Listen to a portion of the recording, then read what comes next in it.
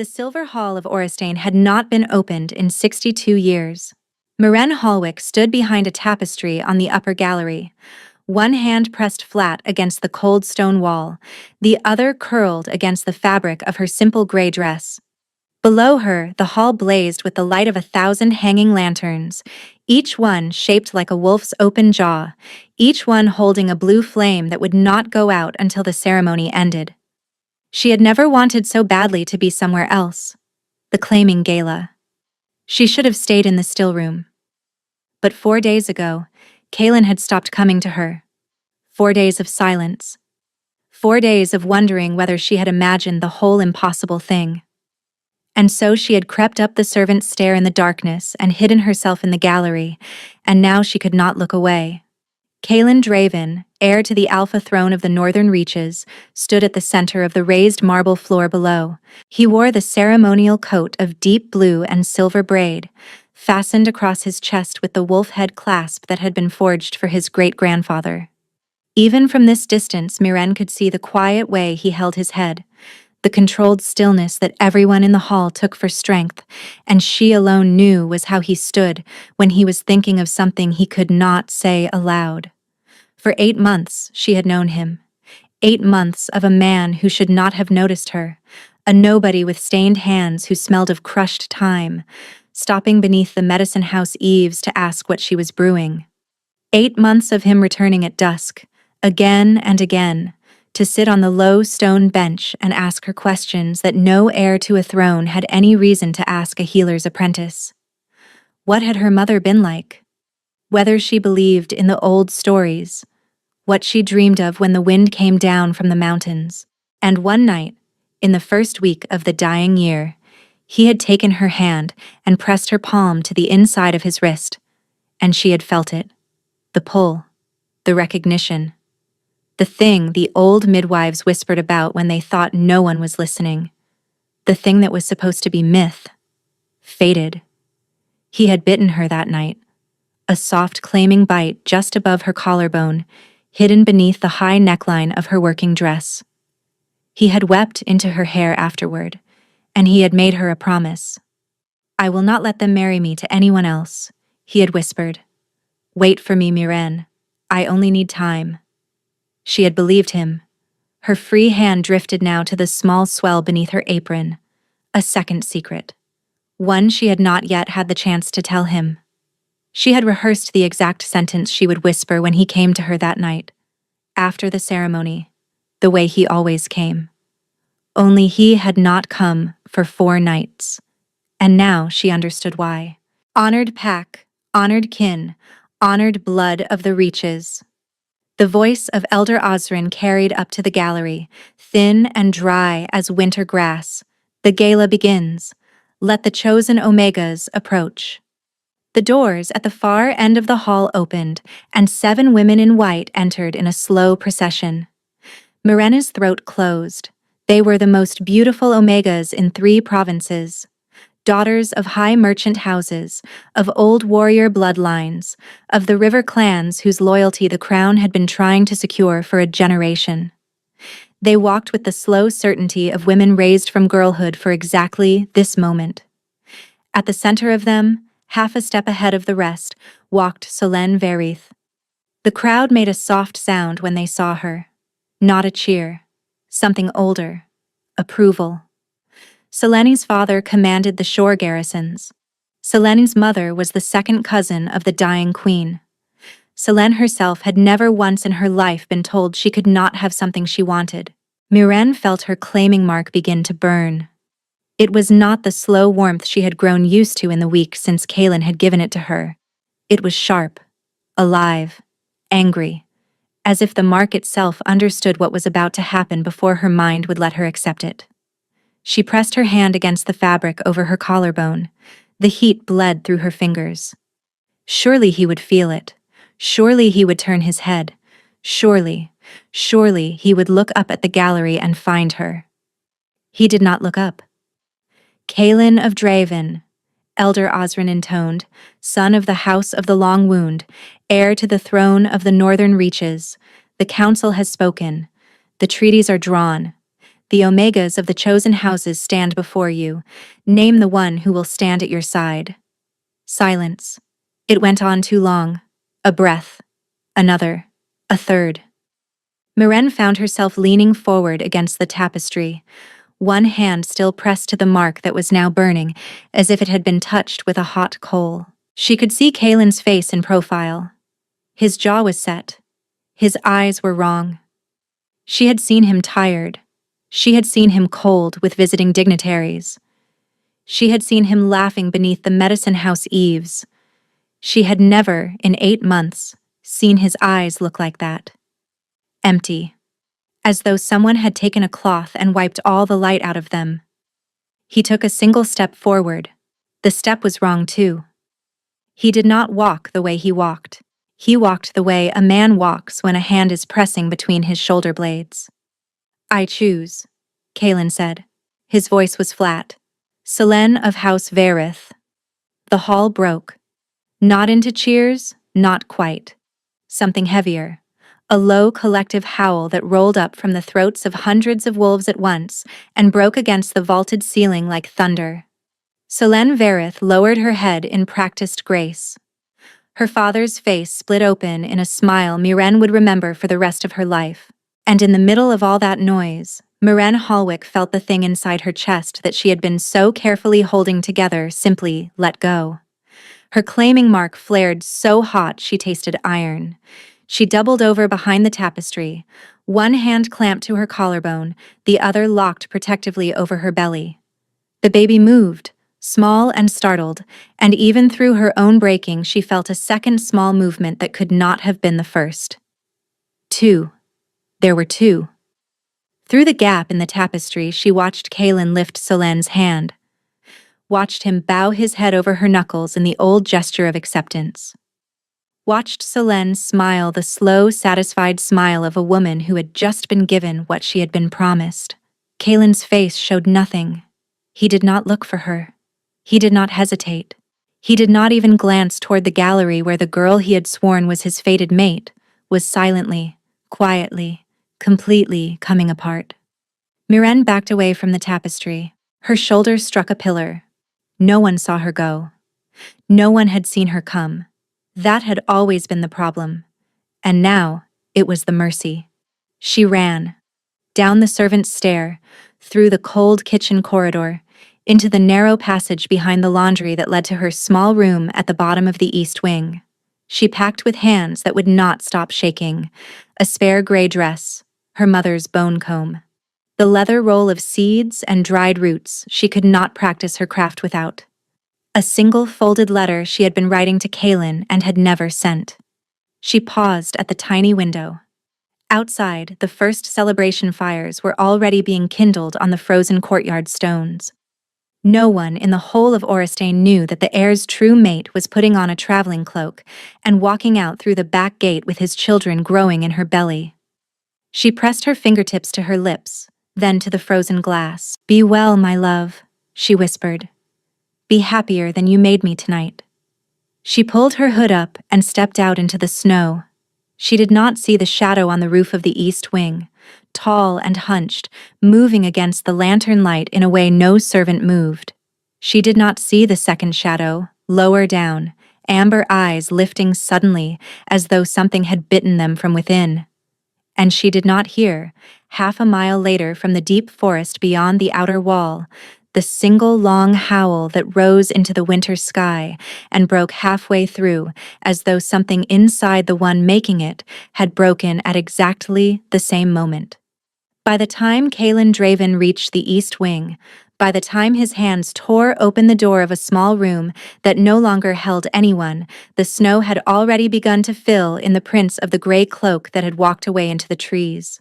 4 months later, the village of Briarmoor had almost stopped whispering about the healer at the mill stream. Maren had arrived on the coldest night of the last frost, a widow, she had said, from a coastal town that had burned down. The village elders had studied her face, noted the swell beneath her cloak, and asked no further questions. They had given her the abandoned miller's cottage at the bend of the stream, and Miren had accepted the key and thanked them in a voice so quiet the blacksmith's wife had asked her to repeat herself. She had lived there since. She had answered to Wren. She had stopped flinching at the sound of riding hooves on the village road. The cottage smelled of wood smoke and drying camphor. On a shelf above the hearth sat her bone comb, her leather seed roll, and the single folded letter she had written to Kaelin and never sent. She had not been able to bring herself to burn it. She also had not been able to bring herself to open it again. Spring was trying now to push through the thin crust of winter, and Miren, who had once been a still-room girl who believed in soft promises, was now a woman who had stopped believing in very much at all. Except the thing inside her that would not let her alone. She lay awake most nights with both hands pressed flat against the rising curve of her belly, counting the small private movements beneath her palms. They did not match. They came from two different places, and sometimes, in the deepest hour of the night, they came at once, as if two small lives were speaking to one another in a language that excluded the world. The midwife who came down from the hills to examine her had listened with her wooden horn and lifted her head with an expression of mild astonishment and said nothing. Miren had not asked. She was afraid to ask. "Strong babies," she whispered into the dark. "Strong like your father was. Strong like your father should have been." The mark on her collarbone had never once stopped burning. Among the wolf-born, rejection was a clean knife. The mark an alpha gave in secret was supposed to fade within days of his public choice. Hers had not faded. It had deepened into a bruised silver black that pulsed with her heartbeat, and every night she swore she could feel something pulling against it from very far away, like a thread tugged in a distant room. Sometimes she told herself it was grief playing tricks. Sometimes, late at night, she whispered to the dark that it felt like him.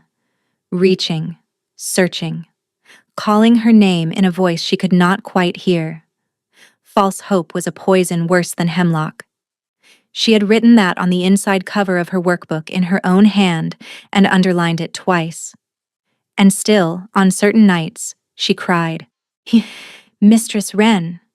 The voice at her door on the first warm afternoon of the thaw belonged to Talon, the miller's boy, the only child in Briarmoor who was not afraid of the cottage attic.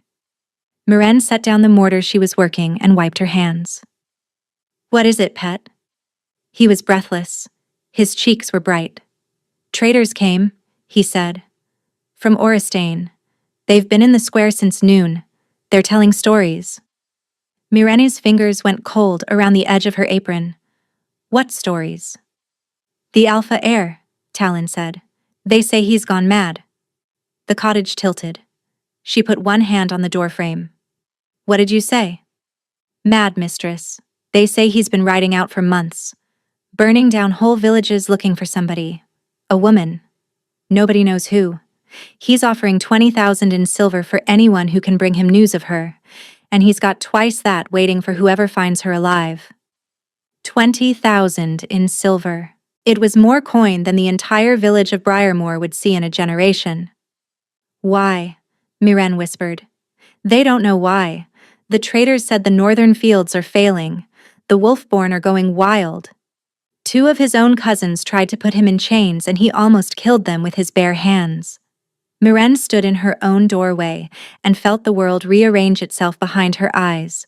He was searching for her. She pressed silver into the boy's palm, wrapped the willow tincture his mother had asked for in a scrap of oilcloth, and sent him home with hands that she no longer entirely felt belonged to her. She closed the cottage door. She sat down at the long table. She did not move for a long time. If he had rejected her, he would not be searching. If he had chosen Selene Verith freely, his kingdom would not be burning. If the mark had been severed, hers would not still be alive against her skin, pulsing in time with some far-off drum she had spent 4 months pretending not to hear. Something had been wrong in the Silver Hall that night. Something had been wrong with his eyes. She pressed her fingertips to the darkened bruise above her collarbone and, for the first time in 120 days, let herself feel the answer pressing back. A shape moved at the tree line. Miren's head snapped up. It stood between the two old birches at the edge of her clearing, perfectly still. Then it turned its head, and she understood what it was. Not a dog, not a forest wolf. Something taller in the shoulder, longer in the leg, with the intelligence in the tilt of its ears that belonged only to the wolf-born in their second skin. A second shape stepped out beside the first. Then a third. 4, 5, 6 massive wolves standing at the edge of her garden like a jury. Their eyes were on her cottage. They did not howl. They did not advance. They only waited. And that was almost worse than a charge. The mark on her collarbone did not flare. It detonated. Myrenne gasped and caught herself against the edge of the table as a wave of heat went through her whole body, not the slow burn she had been living with for 4 months, but a lightning strike, a silent scream of recognition that her body had been saving for this exact moment. The babies went utterly still inside her, as if listening. Against the back of her mind she felt something press, huge and desperate, like a hand flattened against the other side of a door. "No," she whispered. "No, no, no, not yet." She knew, in the way one knows that water is wet, that he was not with them. He was close, closer than he had been in 4 months. But he was not the one at her door. The cottage door shook under a heavy knock. Myrenne's breath stopped. Wolves did not knock. Wolves in their second skin had no hands, which meant someone in first skin stood on her threshold. A second knock. "Mistress?" A man's voice, low, careful, not a shout. "Mistress, please. I am not going to break this door unless you make me.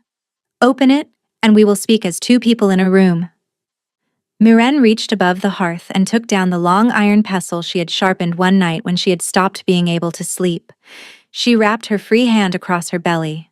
She crossed the cottage in 4 steps. She drew the bolt.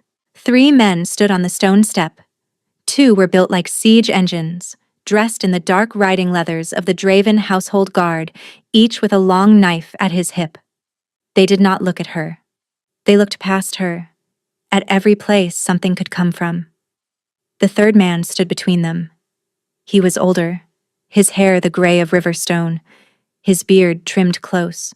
His face was tired, and his eyes, a deep wolf amber, went through her in a way she had only ever felt one other pair of eyes go through her. "Mistress Hallwick," he said quietly. The name she had not heard spoken aloud in 4 months cut her in half.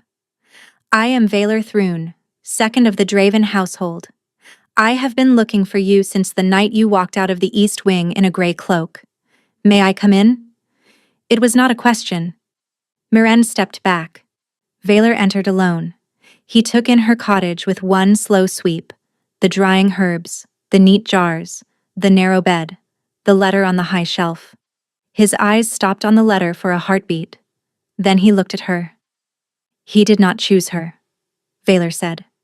The pestle slipped a little in her hand. She tightened her grip. "I beg your pardon?" "Solen Verith. He did not choose her of his own will. He was made to." The cottage made a sound around her, a small shifting of timber in the wind, and Myrenne heard it very clearly because everything else had gone silent. "Sit down, mistress," Valar said gently. "Please. You are carrying, and what I am going to tell you is going to put you on the floor if you do not sit." She sat. "There was a binding sigil," he said, painted in salt and blood on the underside of the Silver Hall's main doorway. He walked through it, going in. Any man of our blood, walking under a sigil of the old binding, loses the part of himself that knows his own wolf. He becomes pliant, a puppet in a shape no one has learned how to detect. We did not find the sigil for 3 days. By the time we scraped it from the stone, he had already woken next to a woman he had no memory of touching, and he had already begun tearing the household apart looking for you. He has not slept in 4 months, mistress. He trusts only 6 of us now, and 3 of them are currently in your tree line, because he does not trust his own judgment enough to come to this door himself until he knows you will open it." Myrenne was not aware she was crying until a tear struck the back of her hand. "A sigil," she whispered. "Yes, and the one who painted it." Valor's face was still. House Verith. The name made the room too small to breathe in. Solène, her father, both, and others. Valor reached inside his coat and withdrew a folded square of heavy paper, sealed once and broken. This was intercepted 11 days ago by a courier of ours. The seal is Verith. Read it when you are ready. Miren took the paper with fingers that did not feel like hers. The writing inside was small and sharp and brief. The false mate has been located in the Mill Country. The matter will be closed before the next moon. Long reign Queen Solène. Miren looked up. Her mouth was dry. Assassins, she said. Yes, mistress. How close? Valor Thrun tilted his head slightly, as if listening. Outside, beyond the garden, very far away, a long cry went up from the forest. Not a wolf. Something that wanted to sound like a wolf. The kind of sound paid men made when they had crossed the last line of trees and wanted one another to know the target was in sight. Valor's eyes went dark. Now, mistress, he said. The first arrow came through the window before Miren could draw breath to answer him. The arrow buried itself 2 fingers deep in the post beside Miren's head, and the black oil on its barbs was already smoking. Valor Thrun moved faster than a man of his age had any right to move. He seized her by the shoulders and threw her down behind the long table, hard enough that her hips struck the floor, and her arms went around her belly of their own accord to take the blow for the children. A second arrow came through the window and struck the iron pot hanging above the hearth with a flat, ringing sound. A third buried itself in the loaf of bread on the sideboard, and the bread sizzled where the poison touched it. The 2 guards at her step were already moving. She saw the nearest one go down on one knee, and in the space between one breath and the next, the man was gone, and a brindled wolf was launching itself through the open doorway. The second guard shifted in the doorway itself and was gone. Stay down, Valor snapped. They'll kill you. They'll try. He pressed something cold into her palm, a small silver-edged blade, double-hilted. If one of them gets through me, open its throat. The edge is silvered. It will bite through a second skin, the way a razor bites through paper. Yes. Do not come out of this cottage. Do not. Then he, too, was gone, the shape of him pouring down into something wider and lower as the old wolf he became crossed her threshold in a single bound. Miren pressed herself flat against the underside of the table. Outside, she heard the first snarl of real fighting, and beneath it, farther off, the calm professional voices of men giving orders. She heard the twang of another crossbow and then a cry that was short and final, and not Valor's. A 4th arrow came through the window. This one did not strike wood. It struck her right forearm, where she had lifted it across her belly, and the black oil hissed against her skin as the head sank in. She screamed. The pain went through her like a rope of fire, up the arm and into her chest and down into the mark on her collarbone, and the mark answered it. She felt something break open in her that she had spent her whole life being told to keep shut. Her hands, clutched against the wood of the table, began to glow. Not gold. Not the warm healer's gold her old mistress had shown her once in the candlelight when she was a child. This was a cold, pale green, the color of the first light before a storm, the color of marsh fire. It climbed up her arms to the elbows. The barb in her forearm pushed itself out of the wound on its own, the black oil running off her skin in slow beads and dying in the air before it hit the floor. Her old mistress, dead these 6 years, had made her swear never to let anyone see this. A marshlight healer does not heal like the gold ones heal, the old woman had whispered. A marshlight healer takes the wound into herself and eats it. If they find out what you are, child, they will burn you. She had sworn. She had spent years pressing this part of herself down into the dark at the bottom of her so hard she had half forgotten it was there. She was done pressing it down. Miren pushed herself up onto her knees behind the table.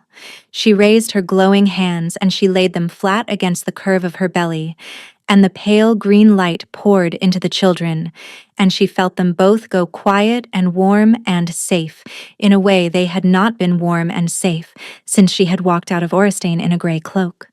Then she stood up. She stepped out of her own front door in her bare feet. The world outside had become a killing ground. 3 of the Draven wolves were already down in the trampled snow, one of them still breathing in long wet shudders. Valor, in second skin, was fighting 2 men in black at the edge of the herb beds, and he was bleeding from the shoulder and from a long line across his flank. A 4th figure in black, smaller than the others, stood between the birches with a loaded crossbow braced against her hip, and her face hidden behind a hammered iron mask shaped like a running hare. The hare turned toward Miren. "Well," said a woman's voice from inside the mask, "look what the light brought out." The crossbow lifted. Miren raised her glowing hands. She had only been told once, in the dark, that marshlight could not only heal, that in the old days, before the golden healers had driven them out of the towns, the marshlight witches had walked onto battlefields and taken the hurt of 100 men into themselves and pushed it back out again, and the men who had wounded those 100 had died where they stood. She opened her hands. The pale green light left her in a slow exhale and rolled across the trampled snow toward the hair-masked woman and the 2 men fighting Valor. It touched them at the feet first. One of the men in black dropped his sword and screamed. The other seized his own chest and went to his knees. The hair-masked woman fired her crossbow anyway, and Miren felt the bolt strike her in the hip, and she did not stop. The light went on rolling. The hair-masked woman dropped to her knees in the snow and began to make a long, low noise of something inside her being pulled out. Then the tree line exploded. A shape came through the birches the way weather comes through a broken window. It was bigger than any wolf Miren had ever seen, the deep blue-black of a starless sky, the muscles under its coat rolling like ocean swell. It crossed the clearing in 2 bounds. It took the hair-masked woman by the shoulder with its jaws, lifted her bodily off the ground, and threw her. Her body struck a birch trunk and did not move again.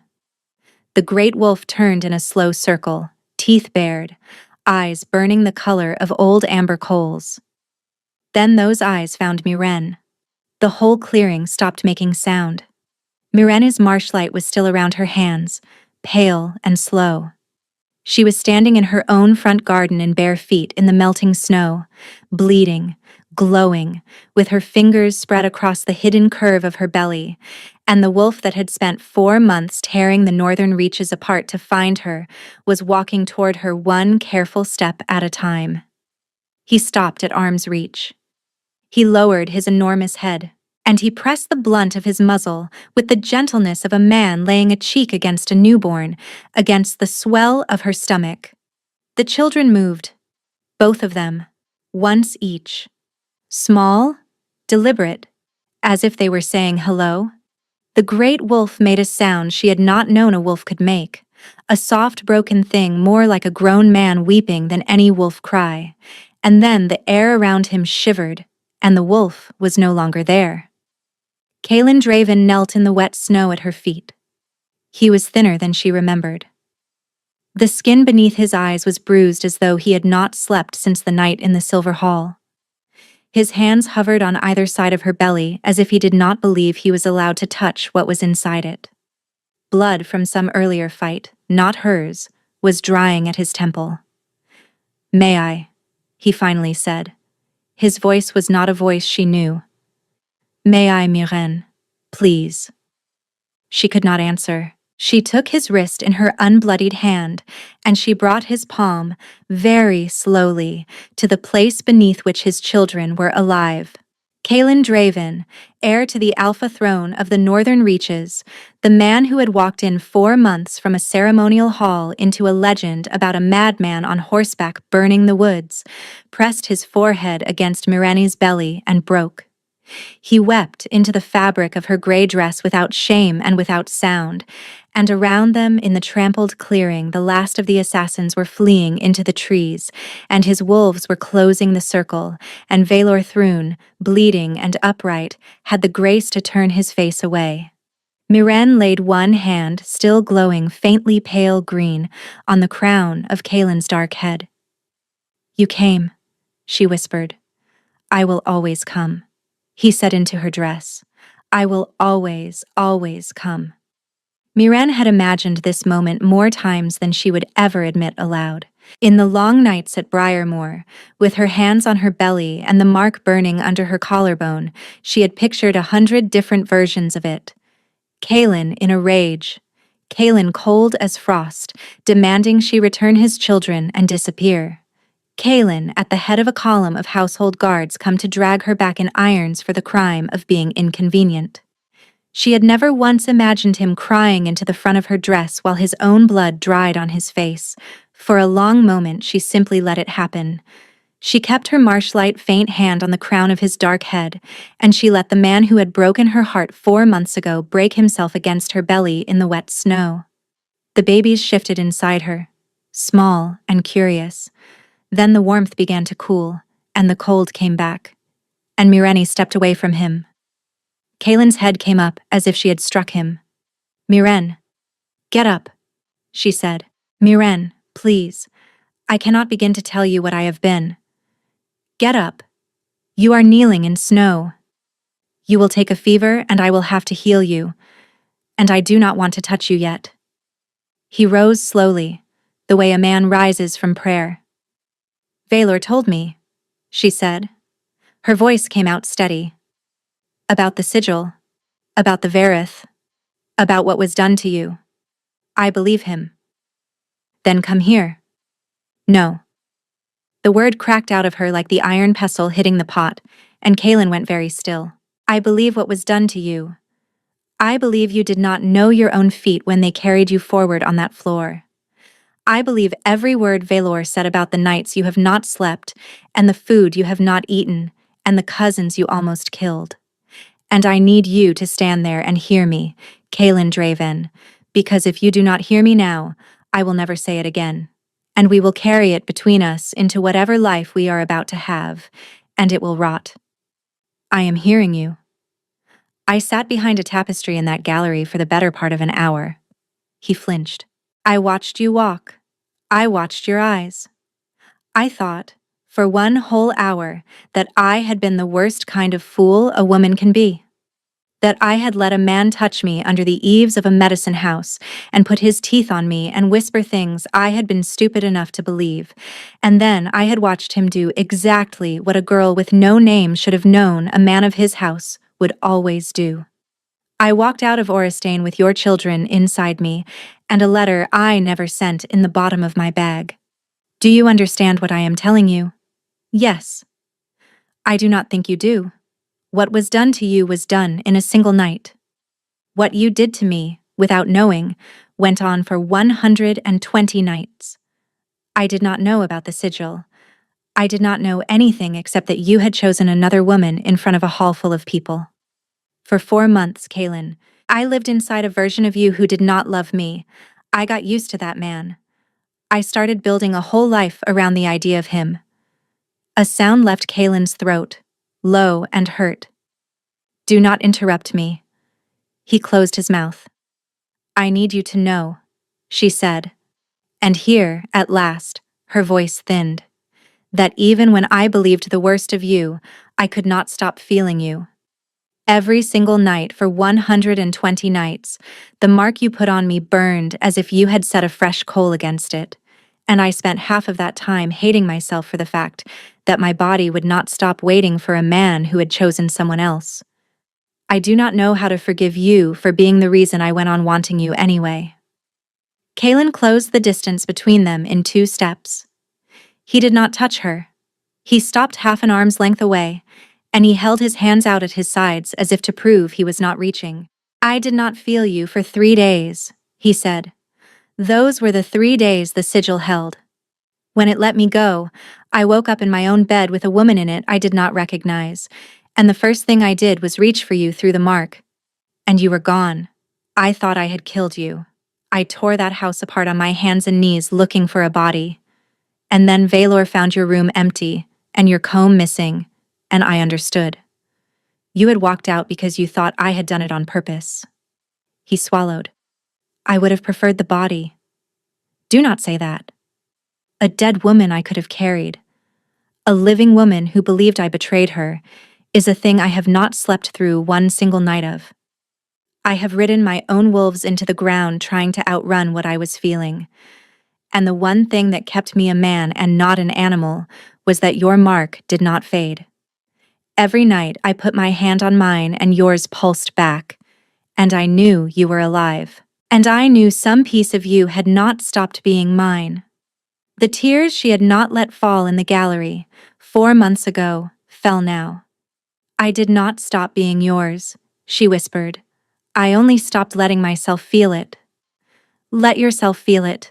She raised her face. He was not touching her. He was waiting. He had always, even on the stone bench under the eaves of the medicine house, been a man who waited. Miren stepped forward and put her forehead against his chest. The mark on her collarbone went white-hot. She felt his whole body shudder once under her, and then, for the first time since the Silver Hall, she let the bond open. She simply stopped holding the door closed with her shoulder, and everything he had been carrying for 120 nights poured through her all at once. Terror, specific. The image of a gray cloak disappearing into a snow-smothered tree line. Fury, ancient, older than him. A hollow under the breastbone shaped exactly like her. 1,000 small moments of him sitting alone in his chambers at midnight with one hand on his own mark, whispering her name to see whether she would answer. And under all of it, steady as the turning of a millstone, the thing he had never said to her aloud and had not stopped feeling for a single hour. Miren made a small broken sound into his coat. Kaylin's arms finally closed around her. I know, he whispered into her hair. I know. I know. I know. When at last she drew back, Kaylin's hands were already at her hip, feeling through the blood-stiff fabric of her dress for the shaft of the crossbow bolt. He drew it out of her in one clean motion. The marshlight came up of its own accord and closed the wound beneath his palm as smoothly as water closing over a dropped stone. Better, he murmured and pressed his mouth to her forehead. Valor Thrun was standing a respectful 12 paces away with his hands folded in front of him. The assassins in the clearing had been rolled onto their backs, and the hair-masked woman had been uncovered. And Miren saw, without surprise, the face beneath the iron mask. Who is it? Kaylin said without turning. Isolde Verith, Valor said. Solenne's cousin on the waterside. Kaylin closed his eyes. Then it is open war. It was open war 4 months ago, my lord. We only did not know it. Kaylin turned Miren gently and looked down into her face. The blood at his temple had dried and his eyes had come back. They were the eyes she knew. Tired. Honest. His. Ride with me to Oristane, he said. Not as servant. Not as secret. As the one I should have named in that hall. We end the Verith tonight. Tonight, she repeated. Tonight. She looked down at the small swell of her belly between them, at the man who had wept into her dress and then stood and waited while she said the things she needed to say. Together, she said. Kaylin pressed his forehead to hers, and the bond between them, no longer a door held shut, settled into a quiet live thing that would never again pretend to be anything else. Together, he agreed. The ride back to Oristane should have taken the better part of 2 days. Kaylin's wolves cut the time in half. Miren rode in front of him on a tall gray mare whose coat steamed in the cold air. His arm was wrapped across her chest, just beneath the mark, and his other hand lay flat and warm over the swell of her belly as if he could not bear not to feel the children under his palm. She had argued when Valor had first lifted her into the saddle that she was perfectly capable of riding her own horse. Kaylin had looked at her with a stubbornness that went below the level of reason, and had simply swung up behind her and closed his arm around her. My wolf will not tolerate air between us, he had said, low into her ear. You will have to forgive me for it. I will forgive you for worse than that. They rode through the last thaw and into the first true night of spring. Around them, Dark shapes moved between the trees, keeping pace at a distance that never closed and never lengthened. Valor had taken the second skin himself, and his amber eyes, she knew, never stopped watching the road ahead. For the first hour, neither of them spoke. Then, because the bond was open between them now, and because some of the things pressing against her ribcage were not words she could hold back any longer, Miren leaned her head against his shoulder and said, "Tell me." "Which part?" "All of it. From the moment the sigil let you go." So he told her. He told her how he had woken with his mouth tasting of metal, and Selene Verith asleep on the pillow beside him. How he had put her out of his rooms in her nightdress and barred the door from the inside. How he had put his fist through a wardrobe and his reflection in the long mirror, and neither had made him feel any better. He told her about the 3 days afterward when he had not been certain he was sane, the way his wolf had howled inside his skull every time he closed his eyes, the way his own household had begun to step out of his path in the corridors. He told her about the first month of searching, how he had ridden himself and his wolves into the ground in a widening circle, because the bond in his chest would keep pulsing and he would turn his horse toward it, and it would fade before he got anywhere near. He had not understood that the bond was not pointing at her. It was only telling him she was still alive. The pointing had come later, when the children began to move, and he had not known that was what the new pull meant. "The children pulled you?" Miren said softly. "The children pulled me. I thought I was going mad. The old healers will tell you a severed bond leaves a hollow, and I had a hollow. But something in the hollow was tugging in a direction the bond had never tugged before. I did not understand for a long time that I was being led to my own blood." "They are very strong," she whispered, and laid her hand over his on her belly. "Both of them. They have been very strong the whole way." "Kaelin." "Yes. I dreamed of you." He went still. Every night. For 4 months. They did not feel the way my other dreams feel. I would wake with my pillow wet and the mark burning and the exact shape of something you had said to me still in my mouth. "What did I say to you?" "You told me to wait. You told me you were looking. That I was to keep the baby safe, and you would come, even if it took a year." Over and over. "I said those things out loud," he said, "in my chambers, at 3 and 4 in the morning, with my hand on my mark, and I would tell myself I was talking to the air. Because any man who believes he is reaching another person across a broken bond is a man his own household should have in chains. You were reaching me. I was reaching you." She closed her eyes and let the mare carry them forward through the dark. When Kaelin spoke again, his voice had roughened. "I would like, when this is finished, to show you the rooms I had begun to prepare. I had only known for a month that you must still be alive. I had a small set of rooms readied beside mine, with 3 doors that lock from the inside. The walls I had hung with the dark green you liked. The bed is wide enough for 4. I did not know why I needed a bed wide enough for 4. You know now. I know now." She turned in the saddle and tilted her face up to him, and Kaelin bent his head and kissed her for the first time in 120 days. The bond, already open, went white. Every small private thing that had stayed politely to itself since she had let him into her came surging forward at once. His grief, her anger, his protectiveness like a wall of flame, her relief, shameful and overwhelming, at not having to be alone inside her own body anymore. The twin small presences inside her, suddenly aware that their father was close, reached out to him in a way that was not touch and not voice, but the warm, wordless insistence of 2 small lives announcing themselves to the third that belonged to them. When they broke apart, they were both shaking. "Soon," Kaelin said, hoarse, "when the Verith are finished, I will seal this properly." "Yes," she whispered, "soon." They crested the ridge above Oristane in the last violet hour before dawn. The city spread out below them, the long black roofs running down to the river, the spires of the ancestral hall catching the first gray light.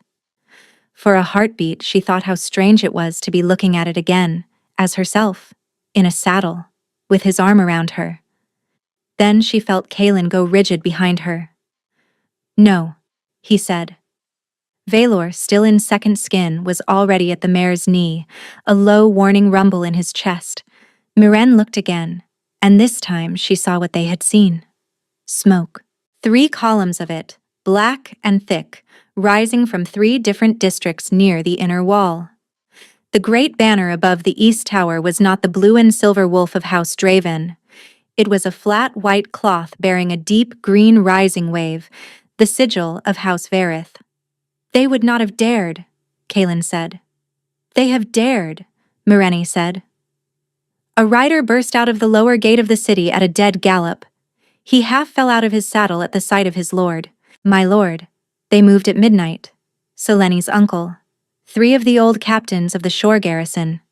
They took the ancestral hall before sunrise. "Lord Varith has declared himself regent in your name, and Selene has been put on the inner chair in a white dress. They are saying you were overtaken by grief and have gone into the woods to die. How many of our household are inside? They have taken hostages. 42. Kitchen staff, stable staff, 3 of the old healers, the door wardens who refused to stand aside." The scout's voice broke. "And Mistress Andra. They took Mistress Andra." Mirena's breath stopped. Andra, the old kitchen mistress, the woman who, on 4 separate nights in the first weeks Kaelin had come to the medicine house, had found Miren in the passage with her hair undone and her lips bruised, and had simply pressed a warm honey roll into her hand and walked past her without a word. Andra, who had known. "They are to be executed at noon," the scout said, "unless you ride into the keep alone and unarmed and submit to the regent's authority. The kitchen mistress is to be the first." Kaelin's arm tightened across Mireni's chest until she could feel his heart hammering against her back. "Noon," he said softly. "Noon, my lord." He looked down at Miren, and she saw, in his amber eyes, the calm, specific kind of fury a man wears when he has finally understood that every door he has to break will be opened by his own hand. "Miren." "I am not hiding," she said, before he could ask it. "Do not ask me to." He closed his eyes for one long breath. Then he opened them, and the air of the northern reaches turned his mare toward the city that had been stolen from him while he was kneeling in a garden 4 months too late. The taking of Orestein was neither long nor clean. Kaelin sent Miren to a stone barn on the far side of the lower mill, with 4 of his wolves around her and Valor in first skin at her side. She did not argue.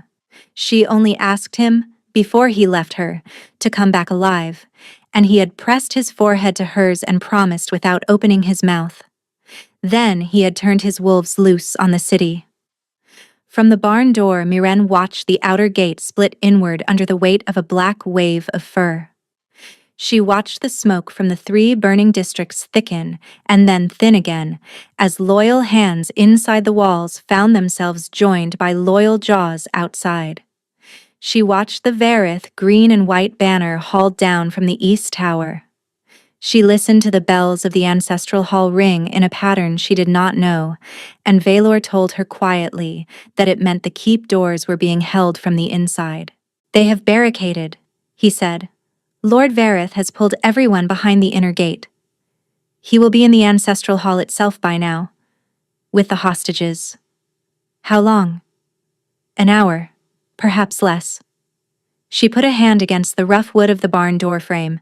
The marshlight had not come back to her fingers since the fight at the cottage. She did not know whether it would come when she asked it to.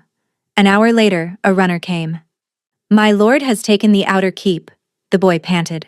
"The Varith have shut themselves in the ancestral hall with the hostages. Lord Varith has sent word through the door. If my lord does not surrender himself unarmed and in first skin, by noon, he will take the hostages one at a time. The old kitchen mistress is to be first. My lord bids you stay where you are.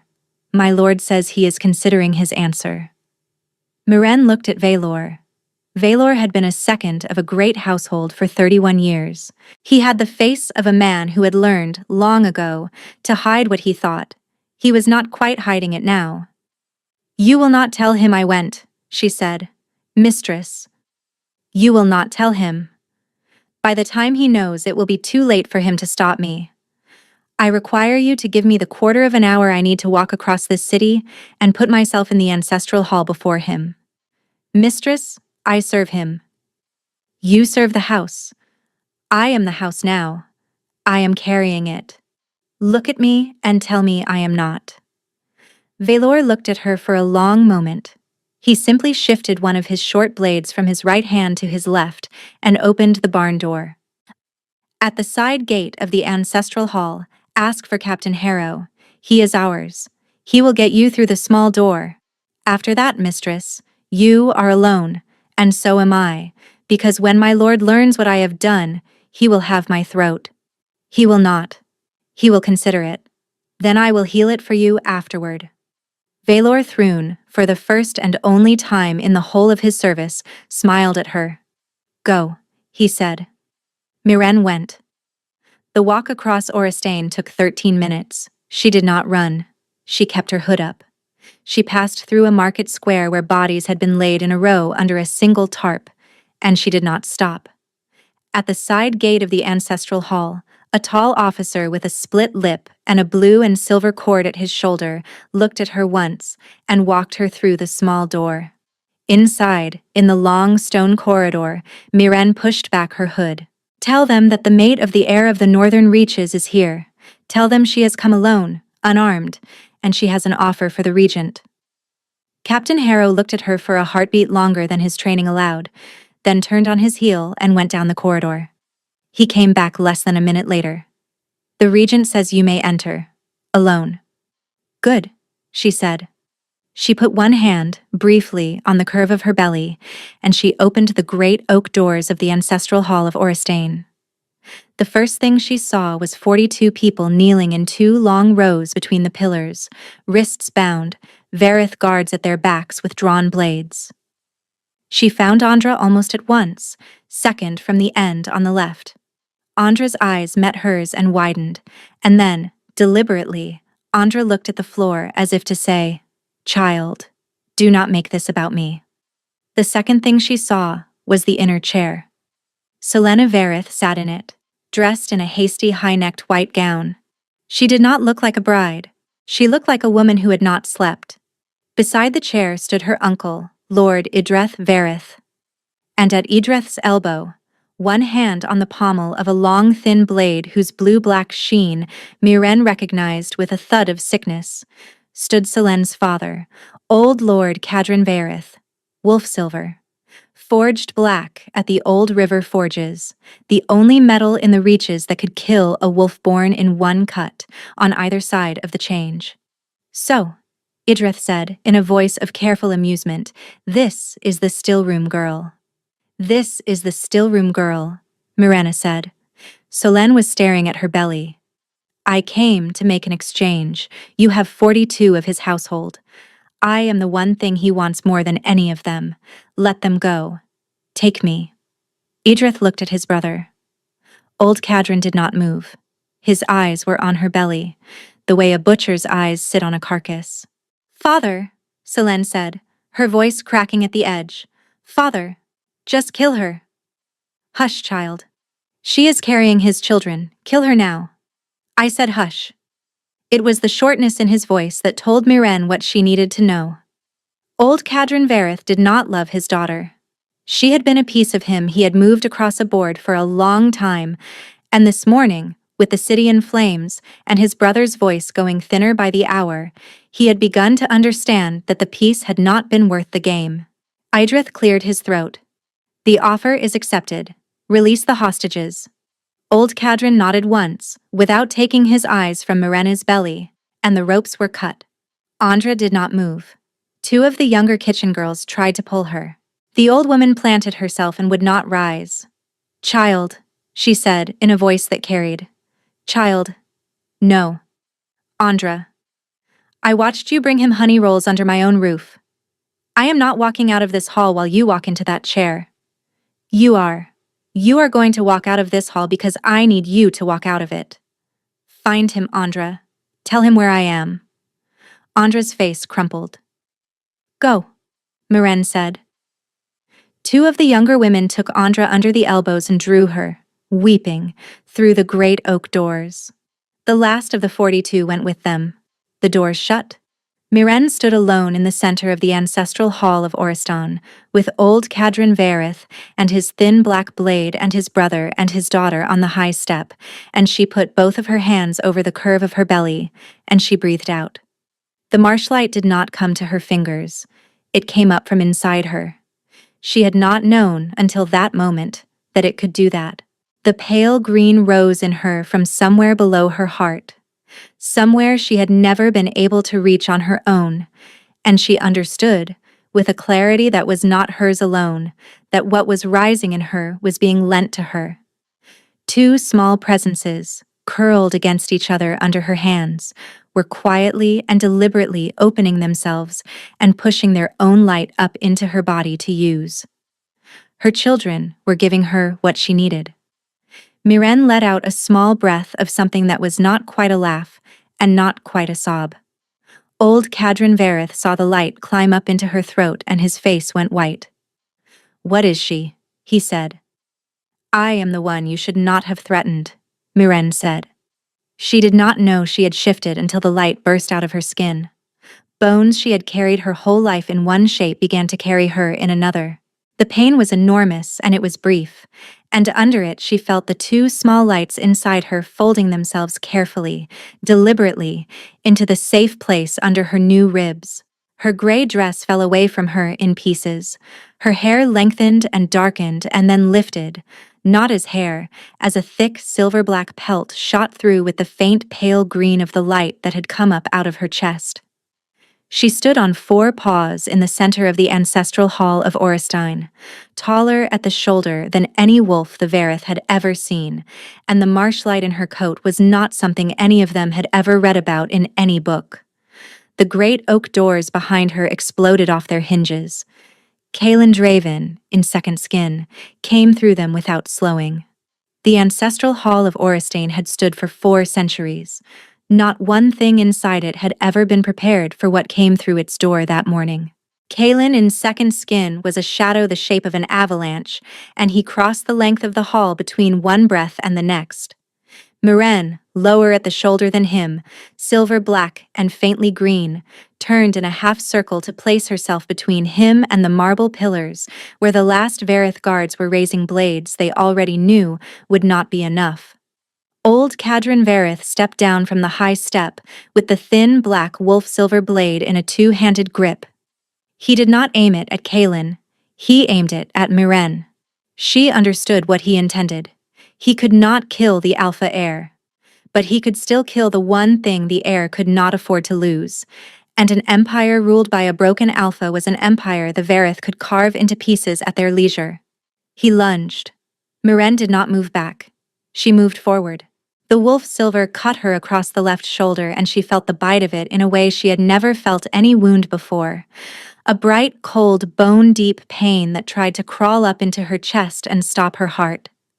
But the marsh light was in her, and the twins were in her. And the 3 lights together were not something a single man with a single blade could bleed out of her in one cut. She pulled the black wolf silver poison from the edge of the blade into her own body, and then, before old Cadran could lift the blade again, she pushed it back out of her through her teeth and into him. The old lord opened his mouth to scream. No sound came out of it. He fell to his knees at her feet, and his hand went slack, and the blade rang against the ancestral stones. By the time his body settled sideways onto the high step, it was already the body of a man who had been dead for several breaths. Idrith Varith dropped his sword and ran. He did not reach the side door. Kaelin's second skin caught him halfway across the floor, lifted him without effort, and set him down on his knees in the center of the hall. Kaelin did not kill him. Idrith would be needed for a public accounting, and would name every conspirator in the binding before the week was out. Selene had not moved from the inner chair. She sat in her hasty white gown, and her face was the face of a woman watching her own family burn down around her, and understanding, at last, that no one had ever built it to last past her usefulness. She looked at her father's body. She looked at her uncle on his knees. Then her eyes rose to Kaylin's wolf, and something in her crumpled. "Let me go," she said. It was not a command. It was not even a plea. It was a small, exhausted thing, said by a woman who had been a piece on a board from the moment she had been born, and was finally, in the wreck of the hall, becoming aware of the fact. Kaylin's wolf bared its teeth. Miren shifted. The change back was easier than the change out had been, because the twins were still folded carefully into the safe place under her ribs as her bones resorted. Valor, through a door she had not seen him open, was already there with a long dark cloak over his arm, and without looking at her face he draped it across her shoulders. Miren pulled the cloak closed over her belly.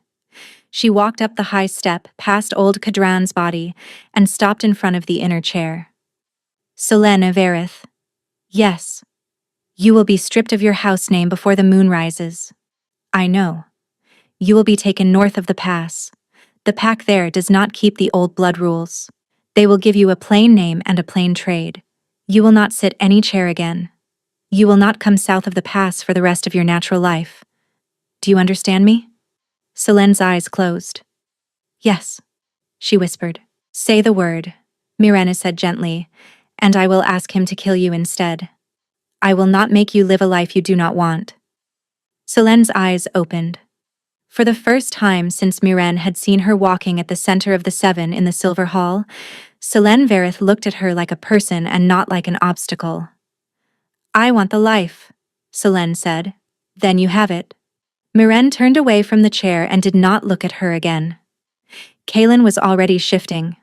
By the time Miren reached him, he was a man in blood-spattered leathers, amber eyes fixed on the cut in her shoulder that had not yet closed itself.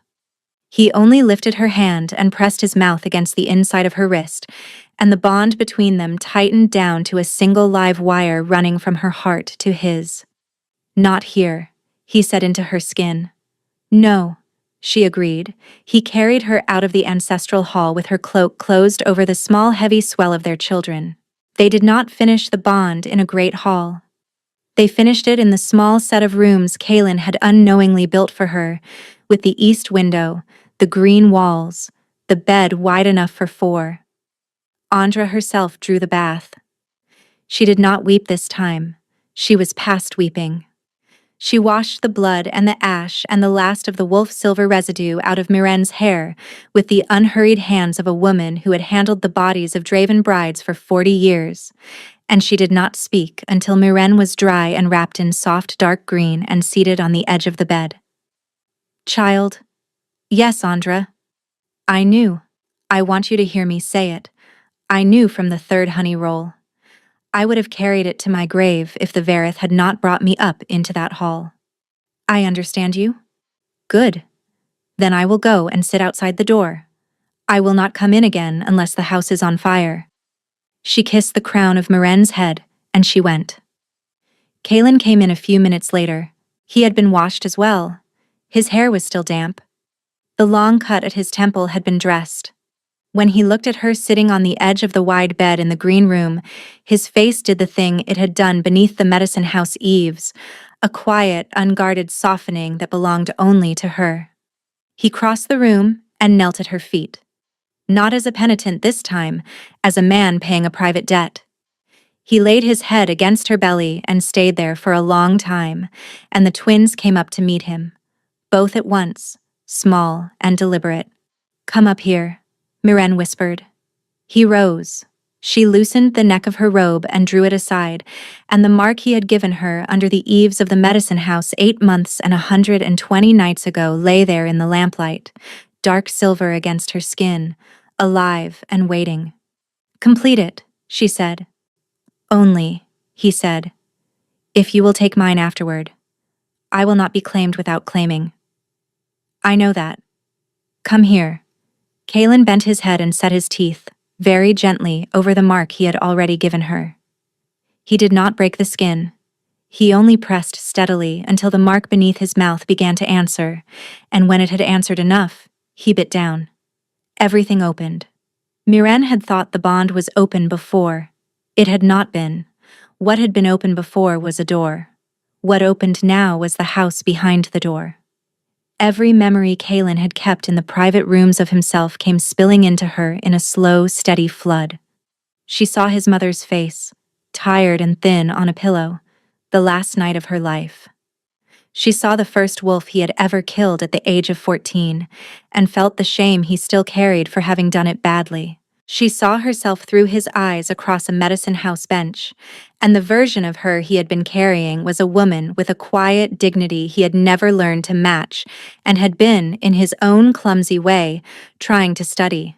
She saw the 4 days before the Silver Hall, when the binding sigil had begun to work on him in small increments, and he had not understood why he was too tired to come down the east corridor to see her. The sigil had kept him away from her on purpose, because if he had come, the mark would have flared, and a flared mark would have burned the sigil clean off him in an afternoon. She saw, at last, that he had not stopped for a single hour being hers. When he released her mark, she was weeping without sound. She leaned forward and set her own teeth, carefully, at the joint of his neck and shoulder. "This will hurt," she whispered. "Good," he said. She bit down. The mark she laid on him was not the mark he had laid on her. Hers carried marshlight. The pale green worked itself into the new silver scar at the moment she broke the skin, and she felt him shudder under her mouth with the bright, strange pain of a claiming that was not a wolf's claim alone. Through the completed bond, she gave back to him everything he had just given to her. Her grandmother's hands braiding her hair as a child. Her old mistress's dying whisper. The first time she had seen him walk past the medicine house door and had turned her face away and pretended she had not. The letter on her shelf in Briarmoor. The night she had known she was carrying not one child but two, and had pressed her face against her pillow and said his name to the dark. The bond sealed. It did not feel like a door closing. It felt like a house settling. When at last she drew back, Kaelin put his forehead to hers and did not try to speak. Outside, across Oristane, the bells began to ring. Spring came slow to the northern reaches that year, but the fields took. The 3 burned districts of Oristane were rebuilt, stone by stone. The Verith name was struck from the inner register of the reaches. Idreth made his public accounting and was put to the sword. Selene crossed the northern pass with a plain cloak and a plain trade, and was not heard of again. The children came in late summer. A boy first, dark-haired and quiet, with his father's steady amber eyes. A girl half an hour after, smaller, silver-black in the light that took the late afternoon into the east window, with eyes already the color of pale river moss.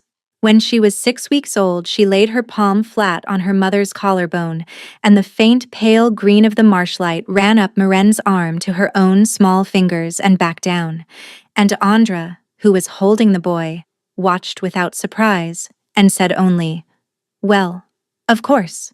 They called the boy Arin, after no one in particular. They called the girl Cressa, after Miren's grandmother. On the evening of the first full summer, Kaelin and Miren walked down from the keep to the medicine house under the eaves of which, a year and a half earlier, a still-room girl had been asked what she dreamed of when the wind came down from the mountains. The low stone bench was still there. The climbing jasmine had come back for the season, and the air smelled the way it had smelled the first night he had taken her hand and pressed it to the inside of his wrist. Kaelin sat down on the bench and drew her down beside him. He laid his hand over the silver and green claiming mark at her collarbone, and she laid her hand over the matching one at his throat. From the inner pocket of her dress, she drew a folded square of paper, yellowed at the edges. The ink inside it faded from having been carried through a gray cloak and a winter and a long, quiet spring.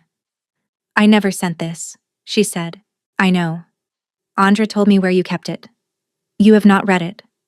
"No. I was waiting for you to give it to me." She put it into his hand and closed his fingers around it. "Read it later.